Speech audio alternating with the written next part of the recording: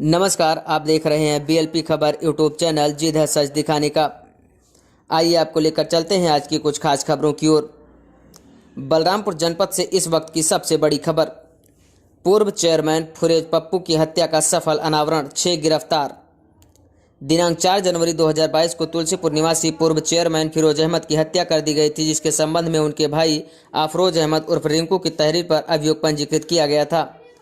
उक्त सनसनीखेज घटना के सफल अनावरण हेतु पुलिस अधीक्षक बलरामपुर हेमंत कुटियाल द्वारा अपर पुलिस अधीक्षक नम्रता श्रीवास्तव के निर्देशन तथा क्षेत्राधिकारी तुलसीपुर कुंवर प्रभात सिंह, क्षेत्राधिकारी नगर वरुण मिश्रा तथा क्षेत्राधिकारी उत्तरौला उदयराज सिंह के नेतृत्व में 10 टीमों का गठन किया गया था, जिसमें CCTV checking team, surveillance team, criminal intelligence collection एवं इंटेरोगेशन टीम प्रमुख थी। सीसीटीवी चेकिंग टीम द्वारा तुलसीपुर में लगे सीसीटीवी से लगभग 250 फुटेज एकत्र किए गए तथा क्रिमिनल इंटेलिजेंस टीम द्वारा गोपनीय रूप से सूचनाओं का संकलन किया गया तथा घटना के संबंध में महत्वपूर्ण तथ्य एकत्र किए गए।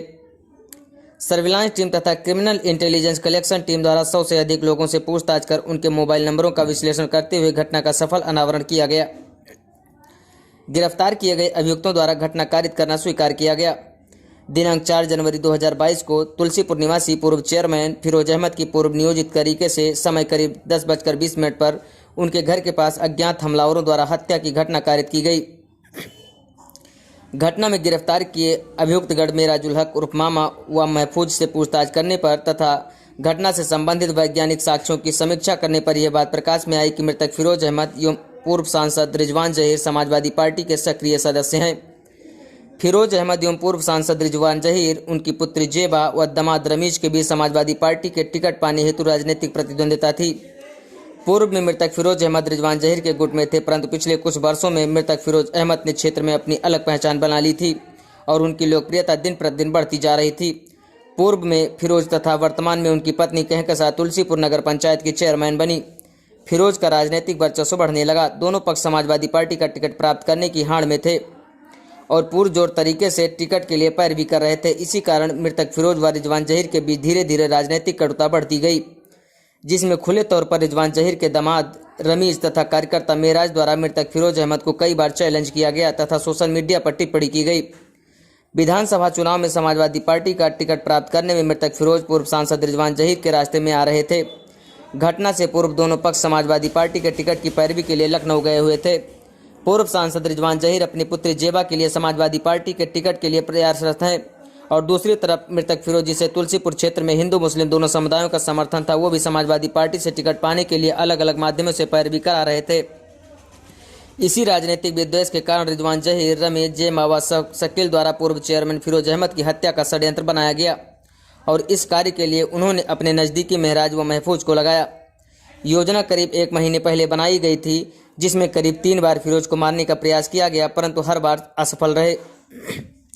दिनांक 4 जनवरी 2022 को जब पूर्व चेयरमैन फिरोज अहमद लखनऊ से वापस आए तो रमीज द्वारा शकील के माध्यम से मेराजुल हक उर्फ मामा व महफूज को अपने कोठी पर बुलाया गया और कार्य पूरा करने के लिए बोला गया।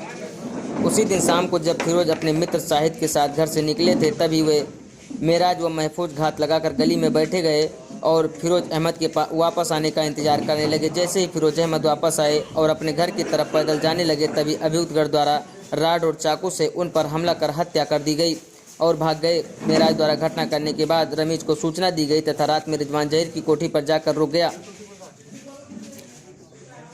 पूर्व सांसद रिजवान जहीर पुत्र जहीरुल हक के ऊपर पूर्व के 14 अभियोग हैं, जिसमें हत्या, बलवा के कई अभियोग हैं।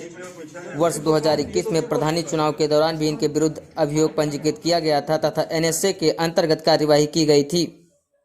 2022 को तुलसीपुर निवासी पूर्व चेयरमैन श्री अफरोज अहमद की सूचना मिली थी कि रात में अनजान व्यक्तियों द्वारा हत्या कर दी गई थी, जिसके संबंध में उनके भाई अफरोज अहमद उर्फ रिंकू की तहरीर पे हमने मुकदमा लिखा था।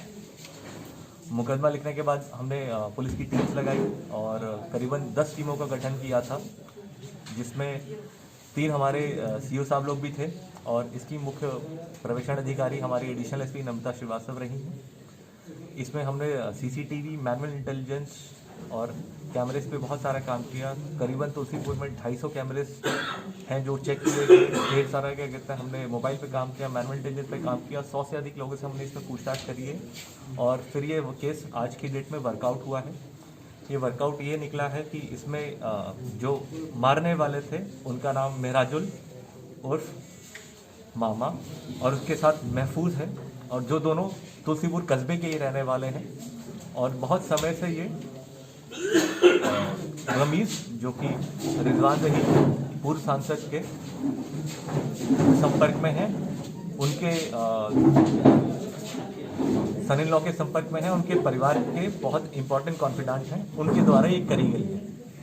घटना का क्रम ये रहा कि ये लोग करीबन 1.5 महीने से फिरोज को पप्पू को हत्या करने की फिराक में थे। उससे पहले जिस दिन घटना हुई उससे पहले 3 बार ये पहले भी क्या कहते हैं हत्या का प्रयास कर चुके थे, मगर ये हत्या नहीं कर पाए और 4 तारीख में अपनी क्या कहते हैं योजना में सक्सेसफुल हो गए हैं। और इसमें हमने क्या कहते हैं सारे एविडेंसेस कलेक्ट किए हैं। तो इन दोनों के पास से हमने जो उस दिन हत्या में प्रयुक्त है एक स्टील की रॉड, उसके अलावा जो चाकू है जिससे गले पे वार हुआ था, और इसके पास से एक अवैध कट्टा भी हमने बरामद किया है महराज के घर से।